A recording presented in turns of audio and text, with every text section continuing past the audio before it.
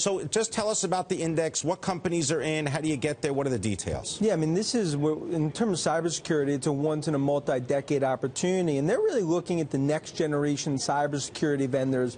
Really only a handful, 7 to 10, I'd say, out there that are really focused on what we view as a $15 to $20 billion market opportunity, and investors are really clamoring for these cybersecurity stocks given the types of threat levels that we're seeing. And I think the index is just another indication of what we've seen in the space. And these are U.S.-based companies. What's the quality of their competition from overseas, or are they the definitive market leaders? Oh, they are the market leaders. I mean, around the periphery, you have companies like Cisco and Juniper. Which are also U.S. companies. And EMC, which focus in cybersecurity. But it's really the next generation vendors. It's companies like Palo Alto, FireEye, Fortinet, Proofpoint, Checkpoint. You know, these are really the companies that have led this space, and they're the leaders, and that's why you're seeing it's a supply-demand issue. Investors want to get into this space, and that's why you've seen multiples react accordingly. Let's talk a little bit about FireEye. What does it do, and then maybe use that as a jumping-off point for how do companies get in to this index?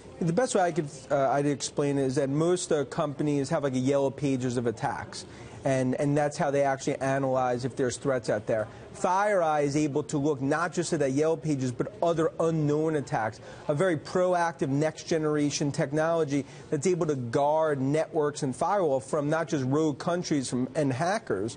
In terms of other companies that have come in, it really comes down to developers from a lot of these core cybersecurity companies that spin off into private companies. You've seen a lot of investment in the space. But at the end of the day, they've really built a blockade around this space, and that's why companies like FireEye, Palo Alto, you've seen the stock so hot this year, because you take a step back, it's a 3% spending environment for IT. Cybersecurity is growing 30 to 40%, and I think that really is why we've seen the fundamentals and the stocks go up accordingly. And it's those same numbers that are attracting hedge funds who have become very prominent buyers of some of these names.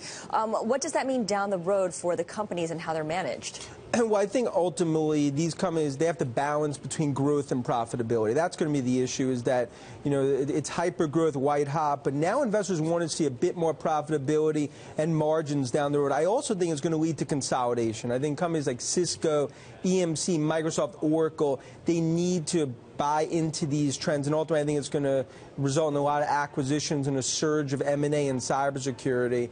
And I think this is really just speaks to where the space is going given the threat levels.